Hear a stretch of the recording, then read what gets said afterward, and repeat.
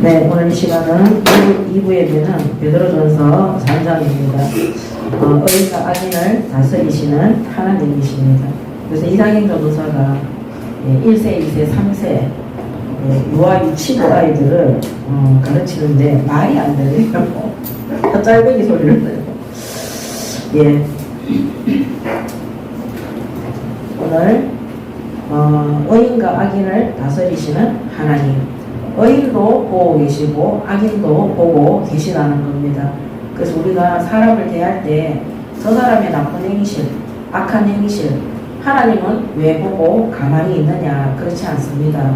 하나님은 두 현장을 그대로 보시고 심판날에 심판하시고 또 구원할 날에 구원하시고 상급을 베푸실 날에는 상급을 베푸시는 것입니다. 그래서 오늘 모든 주권이 다스림이 하나님 속에 있음을 아시고 하나님이 지금 우리에게 맡겨주신 개인의 현장, 또 가정의 현장, 또 산업과 세상의 현장에서 하나님의 뜻을 깨달아서 하나님의 뜻이 무엇인지 발견하시고 하나님의 뜻과 계획대로 바르게 응답받고 심부름할 수 있도록 오늘도 응답받는 시간이 되시기 바랍니다. 네. 자, 오늘 3장 1절에서 7절은 가정에 대해서 말하고 있습니다. 부부에 대해서 말씀하고 계십니다. 첫 번째, 가정의 질서에 대해서 베드로가 말하고 있습니다. 가정의 오늘 1절에서 7절의 말씀을 보도록 하겠습니다. 아내들아, 이와 같이 자기 남편에게 순종하라. 이는 혹 말씀을 순종하지 않는 자라도 말로 말미암지 않고 그 아내의 행실로 말미암아 구원을 받게 하려 함이니 너희의 두려워하며 정결한 행실을 봄이라. 너희의 단장은 머리를 꾸미고 금을 차고 아름다운 옷을 입는 외모로 하지 말고 오직 마음에 숨은 사람을 온유하고 안정한 심령에 썩지 아니할 것으로 하라. 이는 하나님 앞에서 값진 것이니라. 전에 하나님께 소망을 두었던 거룩한 부녀들도 이와 같이 자기 남편에게 순종함으로 자기를 단장하였나니 사라가 아브라함을 주라 칭하여 순종한 것 같이 너희는 선을 행하고 아무 두려운 일에도 놀라지 아니하면 그의 말이 그의 딸이 된 것이니라. 이렇게 되어 있습니다. 자, 초대교회 시대에 이 베드로 사도가 사역하는 시대에 초대교회 성도들 중에는 불신자 남편을 둔 부녀자들이 되게 많았어요. 그래서 불신자 남편을 둔 성도들이죠. 여성도들. 자, 여성도들에게 베드로는 뭐라고 가르치느냐? 남편에게 순종해라. 왜 순종하느냐? 지금까지 신앙생활 하면서 하나님의 뜻이라고 하면서 내 뜻대로 행하는 여성도들도 많이 있었기 때문입니다. 제가 옛날에 현장에서 복음전에서 우리 학부형이 예수 믿고 구원받아 돌아왔어요. 본인이 은혜 받고 본인이 기쁘고 이러면 좋은데 이 남편한테 그것을 계속 강요하는 거예요. 그래서 한 번은 제가 수업하러 갔더니 그 남편 얼굴에 마사지를 해주고 있어요. 얼굴에 이제 마사지가 팩을 붙여놓고 30분 동안 누워있으라 하고 테이프 메시지 틀어가지고 꼼짝없이 듣게 하는 거예요. 그 양손을 묶어놓고 진짜 침대에 딱 묶어놓고 그렇게 하는 거예요. 그러니까 이 남편이 하도 그러니까 교회 왔어요. 왔는데 나중에 저보고 뭐라고 얘기하냐면 선생님, 저는 우리 아내 때문에 교회 가기 싫다는 거예요. 그래서 우리가 강요하고 협박하고 윽박질러서 억지로 예수 믿게 해서는 안 된다는 겁니다. 우리가 자녀들도 마찬가지고 남편들도 마찬가지입니다. 내가 은혜 받고 응답받는 만치 신앙생활과 가정생활이 조화가 이루어져야 돼요. 신앙생활. 누가 보더라도 신앙생활과 가정생활이 조화되게 집에서 아무것도 하지 않고 게으르고 나태하고 교회 가서 예배 드리는 것만 강조해서는 안 된다는 겁니다. 그래서 불신자 남편을 둔 아내들을 보고 더욱더 복음 전파를 위해서 남편에게 순종하라는 거예요. 그래서 기독교 정신은요, 기독교 정신 가진 가정은 절대 가정생활을 무시하지 않습니다.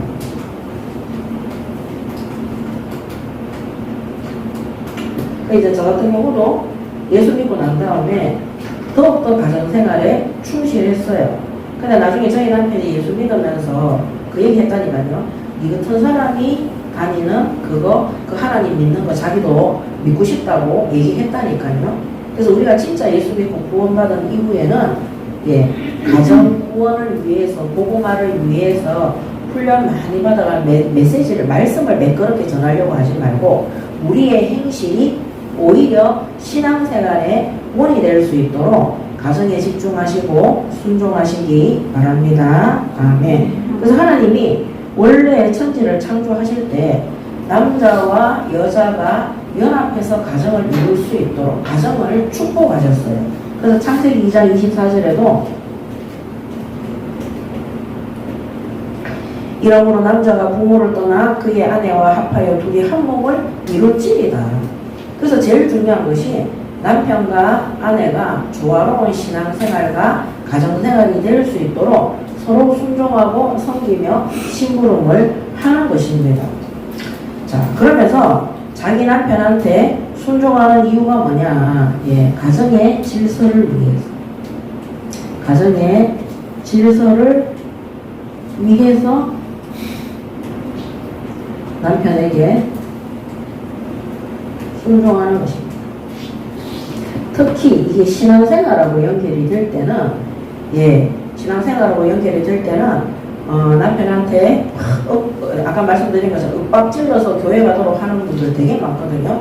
그렇게 하지 말고 하나님은 살아계시고 지금도 역사하기 때문에 남편의 구원과 우리 가정이 올바른 신앙생활 가운데 들어올 수 있도록 하나님 앞에 기도하고 매달리시기 바랍니다. 아멘. 근데 저도 하나님 앞에 제가 하나님의 전에 예배드리고 기도하고 하나님 말씀 받는 것이 너무 좋으니까 그것을 위해서 기도했는데 얼마 안 돼가지고 저희 남편이 예수 믿고 돌아올 수 있도록, 그 다음에 종갓집 종손이니까 딱 제사 문제가 걸리겠죠. 근데 그 제사 문제로 제가 남편에게 가서 우리는 예수 믿기 때문에 제사 엎어라 이런 말 안 했어요.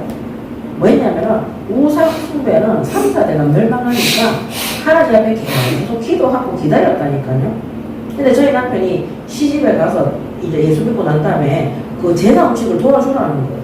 근데 제가 어떻게 우상 숭배하는 걸 도와줄 수 있냐, 난 그렇게 할 수 없다 이런 말 절대 안 했어요. 뭐였냐면은 하나님이 남자부터 창조했잖아요. 하나님 앞에 엎드려서 기도하고 기다렸어요. 근데 어느 날 저희 장남이 악한 영역에 지배를 당하는 거를 하나님이 다 보여주니까요. 우리 남편이 내가 안 시켰는데 시집에 가서 제사 엎었다니까요. 앞으로는 절대 제사 지내지 않겠다. 그러니까 시어른들이 씩씩거리다가 내한테 씩씩거리다가 자기 아들이 그렇게 하니까 아무 문제가 없는 겁니다.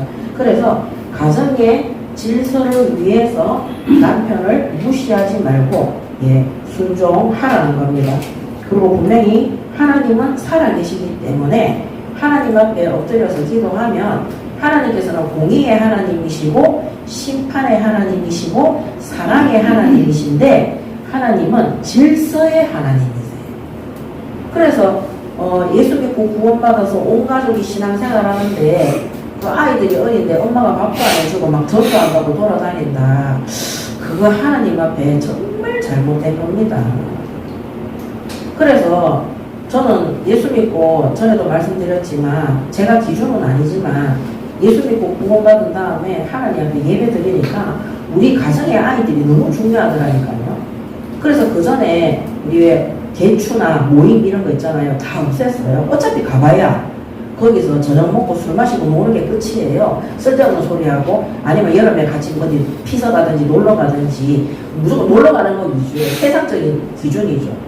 근데 올바른 신앙생활 속에 아이들을 바르게 키우려고 하니까 모임에 갔다 집에 오면요, 그 애들 어리잖아요. 2살, 3살인데 집에 오면 애들이 막 실신애가 있는 거예요. 11시, 12시, 새벽 1시에 오니까 모든 모임을 끊고 하나님 앞에 예배 중심으로, 가정 중심으로 다 연합했어요. 그러니까 너무 좋은 거예요. 그래서 애들 어린이집에 한 번도 보낸 적이 없어요. 어린이집에. 집에서 무조건 5살 때까지는 제가 데리고 있고, 또 유익한 거는 제가 이제 학원을 하니까 쉬운 거죠.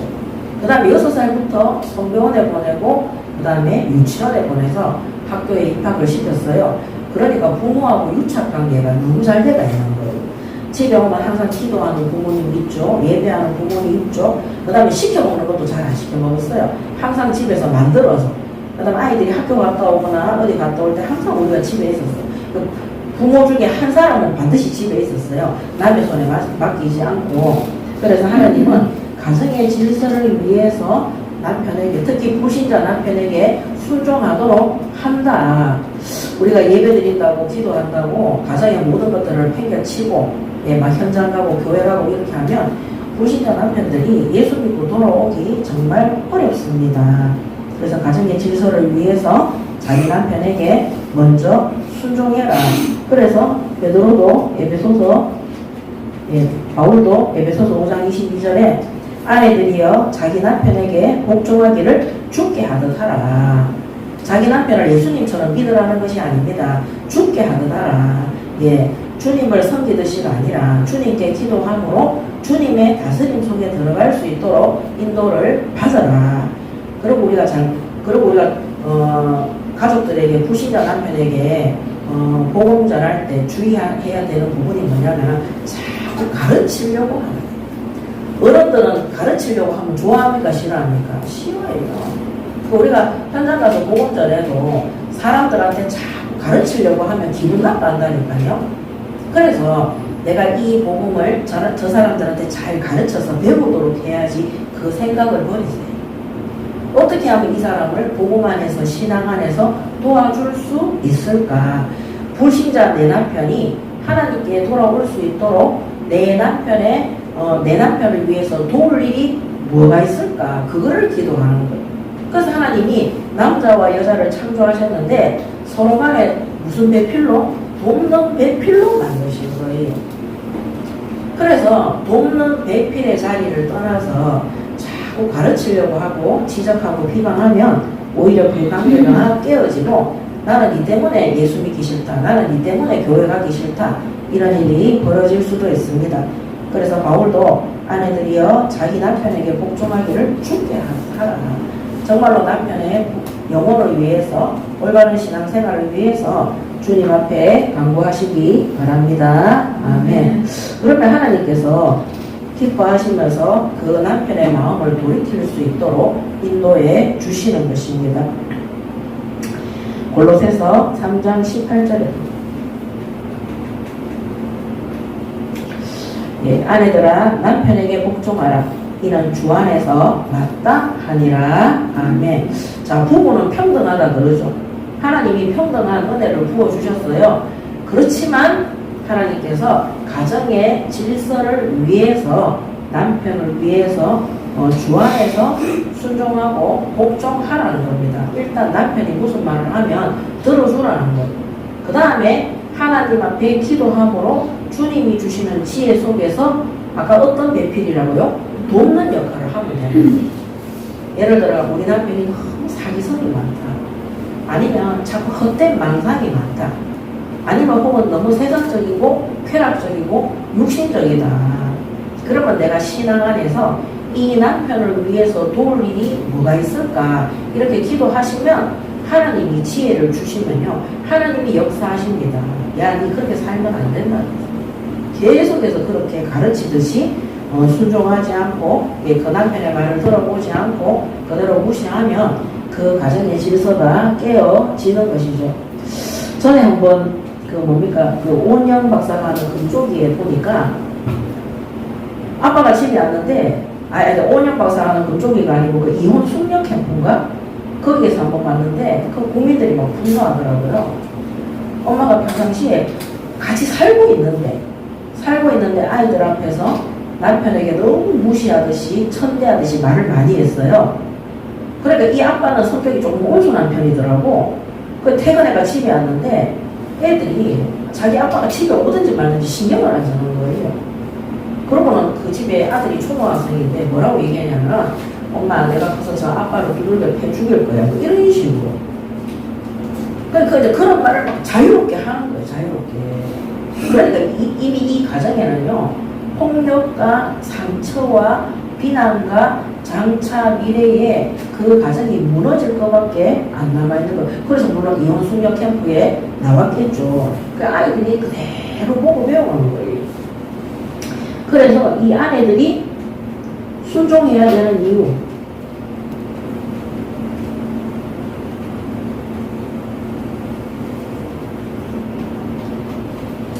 순종해야 되는 이유를 1절에서 6절에 기록하고 있습니다.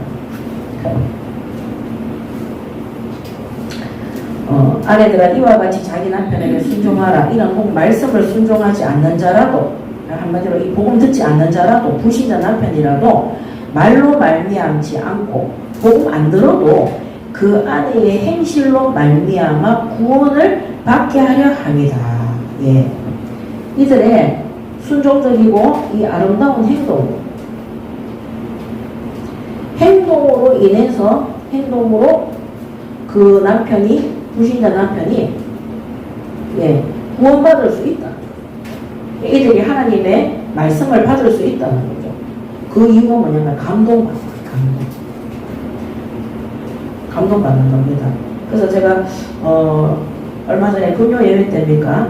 그때도 한 말씀드렸는데 우리 학부형이 술집에서 예수님을 구주로 영접하고 그 남편이 틱이 심했다 그랬잖아요. 맨날 부부싸움 했거든요. 근데 예수 믿고 난 다음에 얼마나 변했는지 그 남편이 저를 초대했다니까요. 틱이 많으니까 식당에서 못 먹고 집에서 식사를 대접을 하는데 그 남편이 그 얘기했어요. 우리 아내가 선생님 만나가지고 예배 드리면서 너무 많이 변했다. 너무 선생님한테 감사해가지고 나는 예수 믿고 구원받는 것이 이래 사람 정말 너무 감동받은 거예요. 감동받아가 식사 대접하면서 그날 그 남편도 복음 받았겠어요? 안 받았겠어요? 당연히 받았죠. 그래서 나중에 시어머니가 집을 한 채 사주고 이 사람들이 마산으로 이사를 갔어요. 마산으로 이사를 가서 제가 거기에 교회 목사님 제가 알고 계시는 분들 계시거든요. 그 교회로 연결해서 거기 가서 신앙생활을 부부가 같이 자녀와 같이 하게 된 거예요. 그래서 믿지 않는 불신자 남편을 봤을 때 순종하는 그 아름다운 행실로 말미암아 그 행동으로 말미암아 그 남편이 감동을 받아서 말씀은 안 믿겨지지만 니를 보니까 하나님 살아계신 게 맞는 것 같다. 니처럼 예수 믿는다면 나도 예수를 믿겠다. 이렇게 한다는 거죠. 그래서 이 아름다운 행동으로 남편들이 감동을 받아서 복음 받아서 구원받는 은혜를 받기 때문에 그런 기회가 주어지기 때문에 순종하라는 겁니다. 그 다음에 2절에 너희의 두려워하며 정결한 행실을 보리라. 그게 이제 1절 2절이죠. 감동받아서 우리의 행실 때문에 그들이 구원받는 것이니까.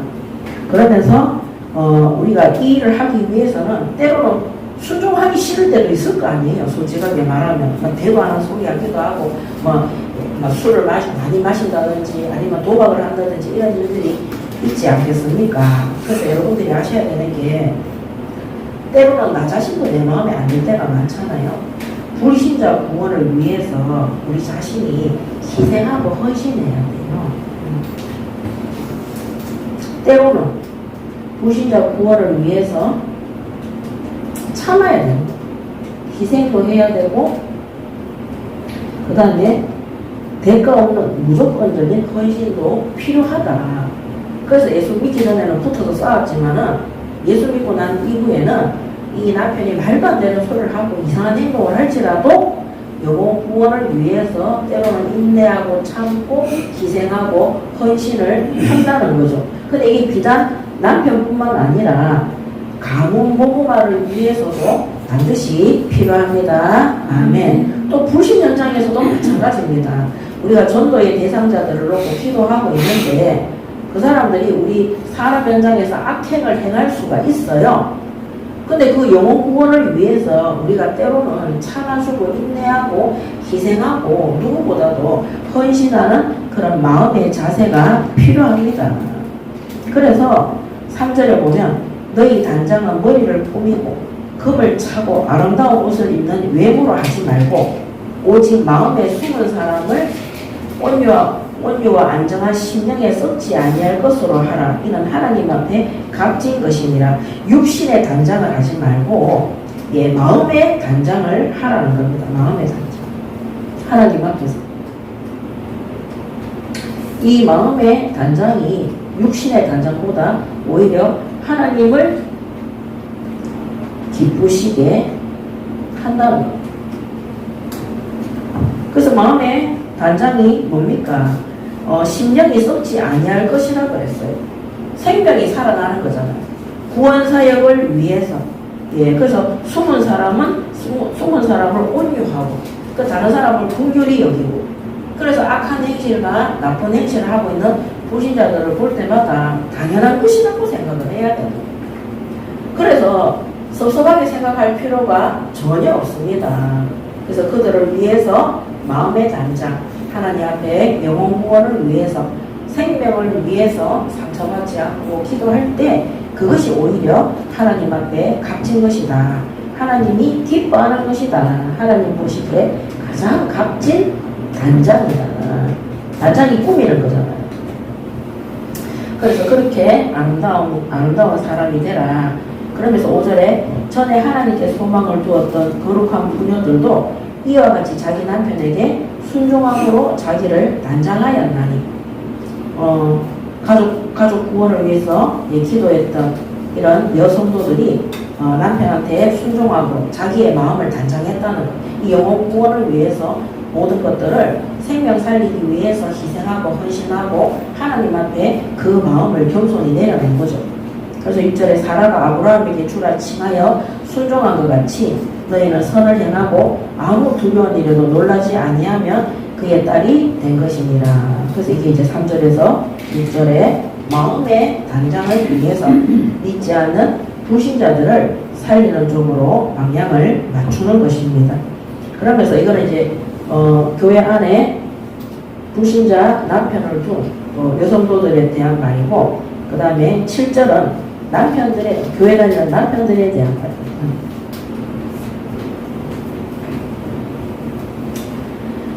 남편들아 이와 같이 지식을 따라 너희 아내와 동거하고 그를 더 연약한 그릇이요 또 생명의 은혜를 함께 이어받을 자로 알아 기이 여기라. 이는 너희 기도가 막히지 아니하게 하려 함이라 그랬습니다. 그래서 지식을 따라 너희 아내와 동거하고, 하나님 주신 말씀을 따라 함께 동거해라. 함께 신앙생활, 가정생활 연합해서 하라는 겁니다. 그래서 지식을 따라 하나님 말씀 속에 복음 안에서 왜 그러냐면 그들은 연약한 그릇이다. 그들은 연약하다. 아내들은 남편보다, 신앙 가지고 있는 남편보다 연약함을 가지고 있다. 또 연약한 그릇이요 또 생명의 은혜를 함께 이어받을 자로, 한마디로 또 우리 후대를 위한 동역자로 부부로 또 하나님 앞에 부르심을 입은 자들이다. 그래서 기히 여기라. 이런 너희 기도가 막히지 아니하게 하려 함이라 그랬습니다. 그래서 이 속에 있을 때 하나님께서 간구하는 모든 간구와 기도에 하나님께서 응답하실 것을 약속하고 계시는 것입니다. 그래서 아내를 어떻게 여기라? 귀히 여기라. 소중히 여기라. 그래서 하나님은 여자들이 남편한테 순종하기 때문에 종처럼 살아가는 것이 아닙니다. 그거 무시하고 멸시하라는 것이 아닙니다. 남편도 아내를 존대하고 귀히 여기고 가정의 자녀들을 위해서 함께 동역하고 또 그들이 연약하다는 사실을 알고 그 약한 부분들을 돕는 배필로서의 사명을 감당하라는 겁니다. 우리 젊은 청년들은 결혼하기 전에 이런 부분들이 정말로 훈련이 돼 있어야 돼요. 왜냐하면 훈련이 안 돼 있으면 자기 자신도 모르게 어렸을 때 가정에서 엄마가 아빠한테 하던 거, 아빠가 엄마한테 하던 거, 그게 사진처럼 다 기억에 남아있기 때문에 자기 자신도 모르게 배우자에게 그렇게 할 수 있기 때문입니다. 그래서 오늘 우리가 가정생활과 신앙생활은 떨어져 있는 것이 아니라 하나님 앞에서 바르게 조화롭게 이루어져야 된다는 것. 그래서 특히 남편들은 아내를 소중히 여기고 우리의 기도가 하나님 앞에 바르게 상달되어지고 응답받을 수 있도록 가정생활이 신앙생활로 조화롭게 이루어질 수 있도록 심부름하시기 바랍니다. 아멘. 우리나라의 옛날 엄마들이나 가정은요, 남자가 밖에 나가서 큰일 하려면은 가정에 있는 아내나 자녀들은 아무렇게나 살아도 된다고 주로 그렇게 많이 생각했어요. 그거는 절대 성경적이지 않습니다. 그건 우상 숭배하는 자들이 그렇게 하는 거예요. 여러분들이 저 인도라든지 저런 이렇게 우상 숭배가 하는 국가에 가보세요. 여자들이 그냥 개돼지 취급받고 있어요. 어린아이들도 짐승 같은 취급을 받아요. 우리 어렸을 때는 어린이날이 있었지만 옛날에 우리 선조들이 뭐 조선시대라든지 누굽니까? 방정환 씨가 어린이날을 개정하기 전에 아이들을 부를 때 어린이라고 안 부르고 뭐라고 불렀는 줄 아세요? 아세요? 이 새끼 저 새끼라고 불렀다고 그래요. 진짜 이 새끼 저 누구야? 길거리에서 애들 이 새끼 일로 와봐. 전부 다 앞에 새끼자가 다 붙었다 하더라고요. 근데 방정환 선생이 어린 어른이라고 해서 어린이라고 붙였다 하더라고요. 이게 복음이 들어오고 난 다음에 기독교가 들어오고 난 다음에 그래서 기독교가 들어가는 나라마다 학교부터 세우잖아요. 병원부터 세우잖아요. 그러니까 학교에 가서 사람들이 지식을 배우고 하나님 앞에서 말씀을 배우니까 사람을 존귀하게 여기고 사람한테 특히 어린아이나 그래서 성경에도 뭐 고아와 가부와 어린아이들 그래서 복음이 없는 나라는 이때 유대 당시에도요 여자들을 굉장히 무시하고 하대하던 그런 시대였어요. 그래서 우리가 신앙 안에 들어왔을 때는 남편들도 아내에게 함부로 하지 말고 그들을 귀히 여기라는 것입니다. 그래서 우리 기독교 정신을 가지고 있는 신앙인들의 가정은 신앙생활과 가정생활은 떨어져 있는 것이 아니라 조화를 이루어야 되고 서로를 귀하게 여기고 누가 보더라도 우리가 하는 가정생활을 통해서 불신자들이 보고 감동받아서 구원받는 자리에 들어올 수 있도록 심부름하시기 바랍니다. 아멘. 그래서 우리가 전도 선교도 중요한데 가정의 자녀들도 돌아볼 줄 알아야 돼요. 우리 아이가 누구를 만나고 있으며 학업은 어떤지 신앙생활을 어떻게 하고 있는지 내 주관적인 게 아니라 하나님 앞에 기도하면서 골고루 돌아보시기 바랍니다. 아멘. 애들이 어차피요 20살 넘으면요 부모님이 가정하기 어렵습니다. 그래서 더욱더 신앙생활 속에서 이 가정생활이 하나님 앞에 조화롭게 바르게 설 수 있도록 그리고 아내는 남편의 구원을 위해서 희생하고 순종하는 부분이 필요하다. 또 구원받은 남편은 가정 안에 있는 아내와 자녀들을 귀하게 여기고 그들의 연약함을 알고 도울 수 있도록 그래서 하나님의 말씀을 따라서 함께 동거하는 신앙생활과 가정생활을 할 수 있도록 기도하시기 바랍니다. 아멘. 우리 부모님들은 우리의 자녀들이 이런 가정생활을 할 수 있도록 기도하셔야 되고 또 지금 청년들은 이런 가정과 가정생활을 신앙생활과 함께 병행할 수 있도록 그런 배우자를 만날 수 있도록 그런 배우자가 될 수 있도록 그런 배우자를 만나는 것보다 그런 배우자가 될 수 있도록 기도하고 준비하는 것이 더 중요합니다. 지금부터 기도하시고 준비하시기 바랍니다. 아멘. 자, 그러면서 두 번째는 교회 안에서 성도 간에 지켜야 되는 선에 대해서 말하고 있습니다. 그래서 서로 간에 지켜야 할 것들. 8절에서 12절까지 보도록 하겠습니다.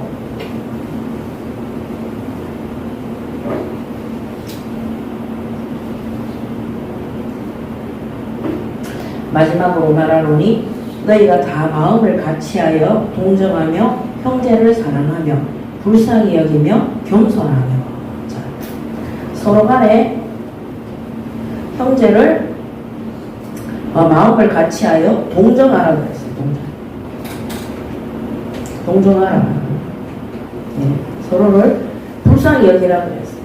그 이유가 뭐냐면요, 예수님께서도 이 땅에 예수님께서도 사람의 몸으로 오셨어요. 예수님도 줄일 때, 배고플 때 막 음식을 드셨거든요. 몸이 피곤하다고 해서 주무시기도 하고, 그 배 안에서 주무시기도 하잖아요. 그래서 하나님이 인간을 직접 체험하신 분이 바로 예수님입니다.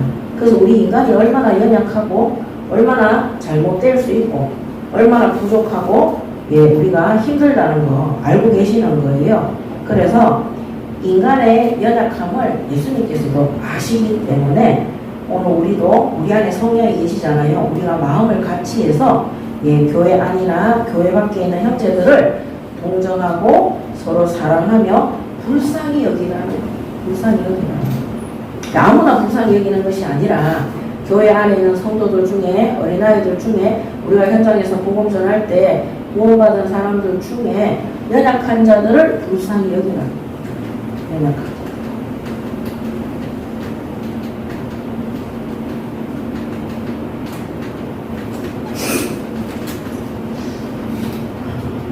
그래서 지난주에도 말씀드렸는데, 우리가 부모님이 다 돌아가신 그 10대 청소년 우리를 불쌍히 여겨서 동정한 거죠. 계속 그 집에 가서 청소도 해주지만 가구도, 그 다음에 뭐 침대라든지 뭐 이런 것들도 다 우리가 책상하고 이 수납장도 하나 없어요. 옷도 다 이 방바닥에 널브러져 있고 그런 거 다 사가지고 해주고, 막혔던 하수관도 다 뚫어주고, 싱크대에 이거 꼭지가 빙빙 돌아가고 있어요. 그런 것들도 우리가 이 연장 갖고 가서 다 고치고 했거든요. 왜 그러냐? 그리스도 예수 안에서 형제를 사랑하는 것이 동정함으로 행위로 나타나는 것입니다. 그래서 그거를 일주일 동안 계속 가서 해줬더니 참 신기한 일이 생겼어요. 거기 이제 계보로 있는 아버지가 원래는 그 아이들에게 남겨진 유산을 다 맸거든요. 우리가 거기 가서 매일 청소하고 뭐 넣어주고 막 이렇게 아이들 식사 챙기고 이렇게 하니까 이 아빠가 지난주 수요일부터 계속 오기 시작해요. 계속 와서 애들 챙겨주고 하더라고요. 그러면서 그 애들한테 어제 그 얘기 하더래요. 이 지구상에서 너희들한테 와서 이렇게 해주는 목사님하고 성도들은 하옥교회 사람들밖에 없다. 너무 감사하다. 내가 너무너무 부끄럽다. 이렇게 얘기하더래요. 근데 중요한 거는 그렇게 생각하도록 누가 역사했어요? 하나님이 역사한 거예요. 그러니까 사실은 이 계부 아빠가 애들을 갖다 방치했거든요. 방임하고 방치했는데 지금 며칠 전부터 매일매일 들어와 있어요. 그 제가 어제는 연락했거든요. 애들이 이제 토요일, 일요일날 주말에 이모 집에 가니까 그 집에 강아지 한 마리 있는데 얘를 갖다 내가 산책시켜주겠다고 그렇게 얘기를 하니까 목사님 아빠 또 오셨다고 와가지고 아빠가 이제 그 주말에 강아지 봐주겠다고 데리고 간다는 거예요. 아, 우리가 형제를 불쌍히 여기고 소중히 여기고 그를 돕기 위해서 헌신하고 심부름했는데 악한 마음을 갖고 있는 자가 감동을 받아가지고 행위가 달라졌어요. 아까 말씀드린 것처럼 불신자 남편이 이 신앙 순종하는 이 아내를 보고 감동받아서 돌아오는 경우가 있는 것처럼, 그래서 제가 그 가정을 위해서 매일 기도하면서 그 아빠가 하나님 앞에 바르게 설 수 있도록 인도해달라고 계속 기도했는데, 하나님 앞에 바르게 설 수 있도록 하나님이 우리 교회 사역자들을 거기 보내서 헌신하고 희생하고 불쌍히 여기서 모든 것들을 채워주는데, 그 모습을 보고 감동받아서 첫 번째는 부끄러워했어요. 두 번째는 돈에 욕심 부리던 마음을 접기 시작했어요. 세 번째는 방치했던 그 아이들을 지금 계속 이제 들다보러 오는 거예요. 그래서 너무 감사하다. 그래서 우리가 그리스도 예수 안에서 교회에 오는 성도들, 특히 고아나 가부나 어린아이나 힘이 연약한 자들 있잖아요. 도움이 필요한 자들. 어머 불쌍하다 안 됐다 말로만 하지 말고 실제로 동정함으로 그들을 불쌍히 여기고 가서 도와주시기 바랍니다. 아멘. 그래서 불쌍히 여기며 겸손하며 그랬어요. 예수님이 이 땅에 사람의 몸을 입고 오신 것은 하나님이 이 땅에 죄인으로 떨어진 거잖아요. 겸손의 자리에 들어온 겁니다. 그래서 우리가 이거를 심부름할 때 항상 겸손하게 겸손한 자랑을 위해서 하는 것이 아니라 하나님께 받은 사명으로 심부름한다고 생각하셔야 돼요. 그래서 모든 영광은 하나님께 돌리셔야 돼요. 잘난 척하기 위해서 하는 건 절대 아닙니다. 그래서 겸손하게 하시고, 그래서 9절에 악을 악으로 욕을 욕으로 갚지 말고 도리어 복을 빌라. 이를 위하여 너희가 부르심을 받았으니 이는 복을 이어받게 하려 하심이라. 지난주 말씀하고 똑같이 선을 위해서 우리는 부르심을 입은. 그래서 악을 악으로 갚지 마라 그랬어요. 원수갚을 생각하지 말고, 욕을 욕으로 갚지 마라. 서로 상대방이 나를 비방하고 욕할지라도 우리는 그들하고 똑같이 하지 말라는 거예요. 저 사람이 나를 갈갔는데 갈구지 말라는 거예요. 그래서 지난주에 말씀드렸는데 제가 현장에서 이 사람이 계속 저를 갈구는 거예요. 그래서 제가 얘기했어요. 이야기 좀 하자면서 너무 화를 내고 짜증을 내고 계속 갈구니까 내가 이거 못 있겠다. 당신하고 나쁜 사이가 되고 싶지 않다. 그래서 나는 이 그만두겠다. 우리가 서로 간에 이렇게 힘들게 하면서 있을 필요가 뭐가 있냐. 그래서 그 사람이 갑자기 자기가 다시 이렇게 안 하겠다고. 그렇게 하면 이게 올 수 있냐고. 그럼 내가 올 수 있지. 그러니까 지금 너무 어제 제가 밥 한 그릇 사줬더니 진짜 해피가 됐어요. 약간 서먹했던 사람도 서먹했던 사람도 거기는 밥을 시켜 먹으면은 한꺼번에 우리가 세 사람이 있거든요. 한꺼번에 같이 못 먹어요. 돌아가면서 먹어야 돼요. 돌아가면서 먹는데 다음에 제가 우리 성도들도 그거 사드릴게요. 다음 달에 우리 한번 사 먹을 때 정말 맛있어요 그 집이. 그래서 와서 배가 터지도록 먹었다면서 너무 감사하다면서 분위기가 훈훈해지더만요. 그래서 그 사람들이 나를 갈구는다고 해서 우리도 똑같이 갈구고, 그 사람들이 우리를 욕을 하고 비방을 한다고 해서 똑같이 그렇게 하지 말라는 거예요. 그래서 뭐 하느냐, 선을 위해서 부르심을 받은 교회다. 그래서 저도 그 사람한테 왜 사람을 갈구고 계속 괴롭히냐, 그렇게 하지 말자. 우리가 그렇게 하려고 만난 사이가 아니지 않냐. 나도 당신한테 그렇게 그런 소리 들으면 나도 얼굴이 표정이 안 좋을 거 아니냐. 그럼 당신도 또 내 눈치를 봐야 될 거 아니냐. 그래서 그만두는 게 좋을 것 같다. 이러니까 아우 자기는 고치겠다고 얘기를 하더라니까요. 그래서 사실 진짜 감사했어요. 일부 예배 때 얘기했잖아요. 무조건 참는 것만이 능사가 아닙니다. 정확하게 얘기할 수 있어야 되는 거예요. 그래서 이를 위하여 너희가 부르심을 받았으니 이는 복을 이어받게 하려 하시니라. 그래서 하나님이 결국에는 복 주시기 위해서 하는 거다. 그래서 10절에 생명을 사랑하고 좋은 날 보기를 원하는 자는 혀를 금하여 악한 말을 그치며 그 입술로 거짓을 말하지 말고 악에서 떠나 선을 행하고 화평을 구하며 그것을 따르라. 주의 눈은 의인을 향하시고 그의 귀는 의인의 강구에 기울이시되 주의 얼굴은 악행하는 자들을 대하시느니라 하였느니라 그랬습니다. 자, 이제 시편 34편 12절에서 16절의 말씀이에요. 이게 다윗의 시예요. 다윗의 고백인 거죠. 그래서 이 베드로 사도가 다윗의 시를 인용을 해서, 다윗의 고백을 인용을 해서 사람을 대할 때 10절에 생명을 사랑하고 좋은 날 보기를 원하는 자는 혀를 금해라. 악한 말을 그치고 거짓말을 하지 마라.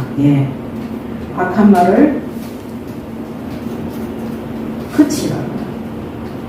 남을 한마디로 저주하고 비방하고 그 사람들을 멸망시키는 그런 말을 버리라. 그 혀를 금해라. 그 입술로 거짓말로 하지 마라. 입으로는 복음 전한다 어쩌고 저쩌고 하면서 뒤에 돌아서서 그 그 사람에 대해서 욕하거나 비방하거나 다른 사람들을 시험에 들게 하는 것을 하지 마라. 그리고 11절에 악에서 떠나 선을 행하고 화평을 구하며 그것을 따르라. 그래서 악을 버리라. 악을 버리라. 악에서 떠나라 그랬어. 악을 버리라. 악한 말을 그치고 악에서 떠나라. 악을 버리라. 그러면서 12절에 주의 눈은 의인을 향하시고 그의 귀는 의인의 강구에 기울이시되 주의 얼굴은 악행하는 자들을 대하시느니라. 자, 악한 자들을 하나님께서 심판하실 것을 하나님이 대하신다고 했어요. 하나님께서 심판하실 것을 말씀하고 계시는 겁니다. 우리가 교회 안에서 서로 간에 지켜야 할 것들, 하나님이 보고 계시는데 성도들에 대한 비방, 비난, 악한 말, 그 거짓된 혀들을 멈추고 모든 악한 행실과 모든 습성에서 그것을 떠나야 되고, 그 다음에 악한 일을 행했을 때 하나님은 결코 죄를 간과하지 않는다고 했어요. 하나님은 반드시 거기에 응당한 심판을 한다는 것입니다.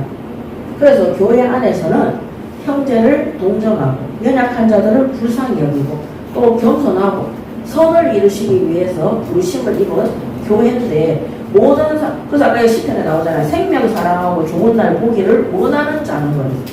교회가 생명을 사랑하고 좋은 날 구원받을 날을 보는 자들이 모인 것이, 거기서 악한 말을 하고 악한 행실을 하고 악에서 떠나지 못한다면 반드시 하나님께 심판을 받기 때문에 이런 것에서는 떠나라는 것입니다. 자, 오늘 결론입니다. 결론, 다윗의 시조. 생명을 사랑하고 좋은 날 보기를 원하는 자는 혀를 금하고 악한 말을 그치며 그 입술로 거짓을 말하지 말고. 이거를 왜 기록했겠어요? 교회 안에 성도들이 이렇게 베드로, 다윗은 고백했지만 이 시편의 34편의 말씀을 인용한 사람은 누구예요? 베드로예요. 교회 안에 성도들이 너무 이런 말들을 많이 하고 산다는 거죠. 제가 한때 구미에서 현장에서 전도하고 복음 전파하고 사역을 하고 하나님이 지교회도 세우고 이렇게 하는데, 교회 전도사님, 목사님, 장로님, 권사님들이 신방으로 오거나 구미 지교회에 오면 사람 괴롭히는 말밖에 안 해요. 그러니까 제가 그 구미 지역에서 저 현장 가서 복음 전하고 영접시켜가지고 양육시켜서 교회에 등록시키는 사람 저 하나밖에 없었거든요. 구미 지교회 식구들은 20명이 넘었어요. 근데 거기서 실제 전도하는 사람은 저 한 사람밖에 없었는데 맨날 진짜 죽이는 말만 하는 거예요. 그 사람들이 원하는 건 그거예요. 딸락딸락 장로님, 근사님, 이 음식 너무 맛있어요. 대단하세요. 이거 맨날 하기를 원하는 거예요. 저는 못하겠더라고요. 그래서 그거 가지고 화내고 저한테 야단치고, 장로님 그 권사님이 나이가 다 70대세요. 그거다 대고 제가 뭐라 합니까? 그 나중에는요, 제가 정말 현장 가기 싫더라니까요. 현장 가서 전도하기 싫다. 우리 학부형들이 예배 드리려고 기다리고 있는데 왜 가기 싫냐면, 이 사람들 전도해가지고 지교에 데리고 오면 그 사람들이 자꾸 내욕을 하는 거예요. 왜냐면 앞전에 등록했던 새가족들이, 그 새가족들한테는 누가 제일 좋겠어요? 하나님 땅으로 제가 제일 좋거든요. 근데 그 오신 장모님이나 권사님이나 사역자들이 자꾸 제욕을 하니까 이 사람들이 시험 들어서 못 있는 거예요. 자기들은 현장 가서 단 한 명도 전도 안 하고 양육 안 하면서 하나님이 안 붙이시는데, 그러니까 제가 현장 가서 전도하기 싫더라니까요. 예배들, 왜 어차피 이 사람들 또 오면 또 욕해가 시험 들어가 내 보낼 건데, 소자 한 사람을 시족하게 하면 연자맷돌을 목에 걸어서 바다에 빠뜨리는 것보다 더 큰 죄라 그래요. 그러니까 생명을 살리기를 원하면서 영혼 구원을 위해서 모인 곳이 교회인데, 교회가 맨날 앉아가지고요, 이 악한 말하고 악한 행실을 하는 거. 그래서 베드로 사도가요, 뭐라 했냐면, 생명 사랑하고 좋은 날 보기를 원하는 자는 혀를 금하고 악한 말을 그치고 그 입술로 거짓말을 하지 말라는 거예요. 그 전부 다 거짓말 하는 거잖아요. 그래서 새가족들이 시험 들어가 나갈 때 전부 다 요 말했어요. 요 말. 그 사람들이 앞에 예배 마치고 포럼할 때는 진짜 하나님께 감사하다 해놔놓고는 포럼 끝나고 나서 식사할 때는 맨날 불신한 얘기한다. 그게 너무 거짓말 같고 싫어서 자기들 안 다니고 싶다는 거예요. 제가 비교도 안 되더라니까요. 그래서 우리를 하나님 앞에서 10절 베드로전서 3장 10절 생명 사랑하고 좋은 날 보기를 원하는 자는 혀를 금하시고 악한 말을 그치고 그 입술에 거짓말로 말하지 마시기 바랍니다. 아멘. 그 다음에 9절에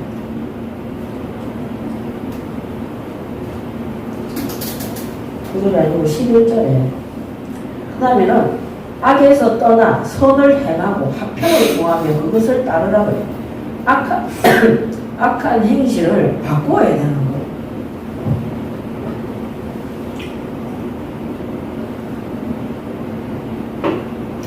나밖에 모르는 이기적인 행실을 바꿔야 되는 거예요.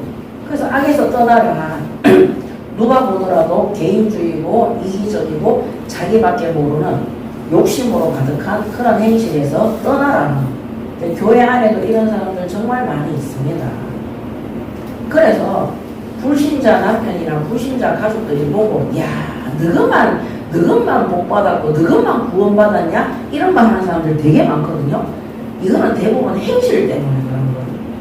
집에서든 어디서든 배려하지 못하고 하나도 양보하지 않고 이기적이고 자기 욕심밖에 모르는 사람이 예수 믿자고 교회 가자고 하니까 네 같은 것 때문에 교회 가기 싫다 이런 말이 나오는 겁니다.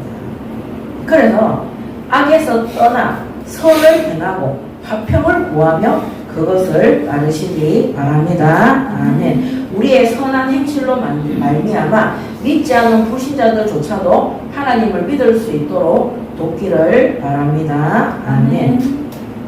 그래서 12절에 주의 눈은 의인을 향하시고 그의 귀는 의인의 간구에 귀 기울이신다고 그랬어요.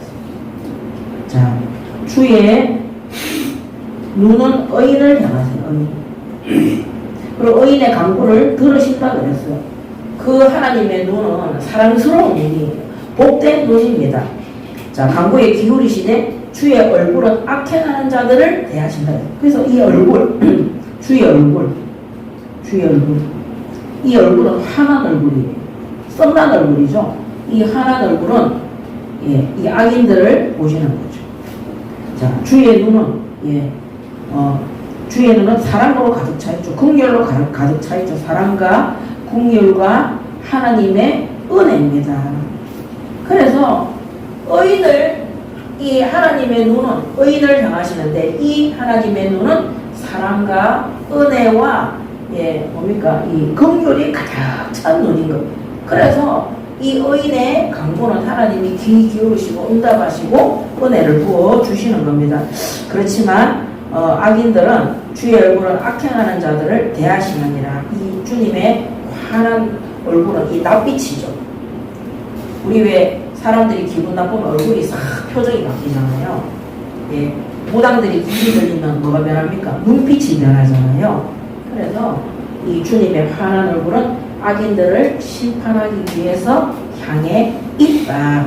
오늘 이 시편 34편 12절에서 16절에 말씀만 제대로 묵상해도 진짜 하나님께서 어떻게 의인과 악인들을 놓치지 않고 심판하시고 긍휼을 베푸시는지 알고 계시는 것입니다.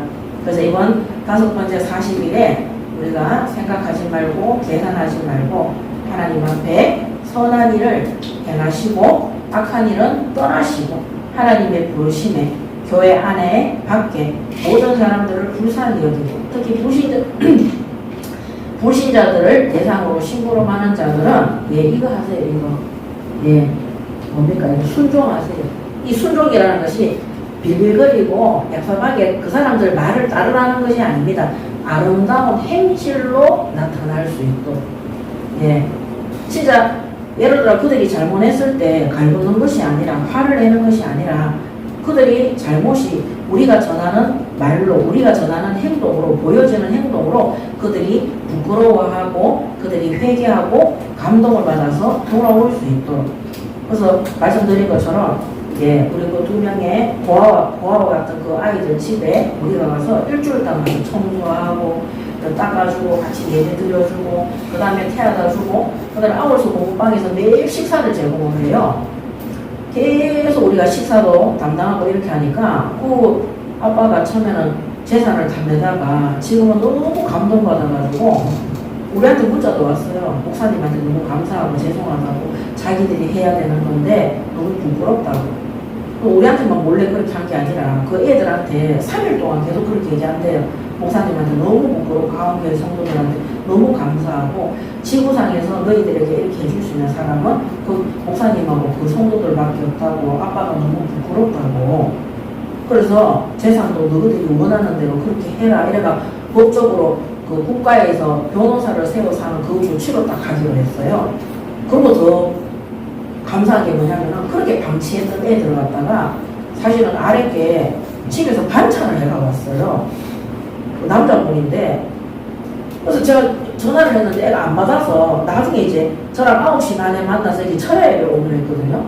전화를 안 받아서 나중에 이제 늦게 연락이 온 거예요. 그래서 알고 보니까 아빠가 우리 교회까지 태워주려고 왔다는 거예요. 그래서 제가 목사님 도착했어요. 그냥 아빠는 인사도 안 하고 도망갔는데 아빠 오늘 왜 오셨는지 아빠가 먹으라고 반찬을 한가득 사가지고요. 사든지 그래서 제가 그전에는 그런 거 1도 없었거든요. 걔들 집에 냉장고에 뭐 있어요? 물 3통밖에 없어요. 그 다음에 옛날에 엄마가 돌아가시기 전에 사줬던 햇반 이런 거 몇 개밖에 없어요. 근데 그 아빠가 있잖아요. 그거를 반찬을 샀든지 안 했든지 그래서 내가 무슨 반찬 사왔어? 물어보니까 뭐 연근하고 나물하고 뭐 이런 거. 그래서 맛없어서 뭐 자기 돌려보냈다는데 얘들아 아빠가 건강식품을 사가 왔는데 제가 잔소리 하니까 회개하더라. 그래서 제가 우리가 목사님한테 죄송합니다. 그 아빠 직업이 목사님이에요. 목사님한테 뭐 기왕 들통 났는데 뭐 그 아빠 목사님한테 애들 왜 이렇게 방치하세요? 목사님 이런 거 아동학대됩니다. 만약에 이렇게 악한 말을 뱉었더라면 그 사람도 기분 나쁘고 상처받았겠죠. 근데 계속 그렇게 얘기했어요. 목사님을 위해서 우리가 기도하고 있다고 문자 보내고 했거든요. 했는데 그리고 행동으로 보여줬어요. 우리들의 아름다운 행동으로. 그랬는데 정말 감사한 게 그 아빠 목사님께서 그 아이들을 위해서 마음도 돌이키시고 감사하기도 하고 그 애들 방치했는 것에 대해서 심히 양심적으로 가책을 받으신 것 같아요. 그래서 매일 오셔가지고 아이들을 돌보고 있다는 거 그게 정말 감사한 것 같아요. 그래서 오늘 우리가 불신자들이 우리의 아름다운 행동을 보고 감동받을 수 있도록 또 더 중요한 거는 뭐냐, 그들이 예수 믿고 교회 왔는데 우리의 악한 말과 악한 행실 때문에 시험 들어서 교회 나가지 않도록 모든 악한 말을 금하고 하나님께서는 의인도 보고 계시고 악인도 심판하고 계시다는 것. 그래서 생명 사랑하는 자들은 또 좋은 날 보기를 원하는 자들은 그 혀를 금하고 악한 말을 그치고 입술로 거짓말을 행하지 말고 또 악에서 떠나 선을 행하고 또 하나님께서 화평을 구하며 그것을 따를 수 있도록 그렇게 응답받는 우리 하원교회 성도분들이 되시기 바랍니다. 아멘. 기도하겠습니다. 하나님 은혜를 감사합니다. 오늘도 하나님께서 우리에게 주신 이 가정이 올바른 신앙생활과 가정생활이 조화롭게 이루어질 수 있도록 은혜 부어주시고 오늘도 불신자 가족이나 불신자들이 하나님 앞에 돌아올 수 있도록 우리가 복음의 말, 하나님의 말씀을 잘 전달하는 것이 아니라 정말 우리의 행실이 아름다운 행실로 그들에게 보여지게 하사 그들이 감동을 받아 하나님 앞에 돌아올 수 있도록 선을 위한 행함으로 하나님 앞에 심부름하는 우리 하원교회 모든 성도들 되게 하여 주시옵소서. 또 교회 안에서도 신앙생활 가운데 모든 악한 말과 악한 행실을 버리고 하나님께서 의인을 악인을 심판하심을 알고 하나님 앞에서 우리가 교회의 약한 자들을 위해서 기도하며 그들을 동정하며 겸손한 자리에서 그들을 위해서 희생하고 도울 수 있는 하나님 보시기에 아름답고 기뻐하는 교회와 성도들이 될 수 있도록 하나님 축복하시고 인도하여 주시옵소서. 감사드리며 우리 주 예수 그리스도 이름으로 기도드립니다. 아멘.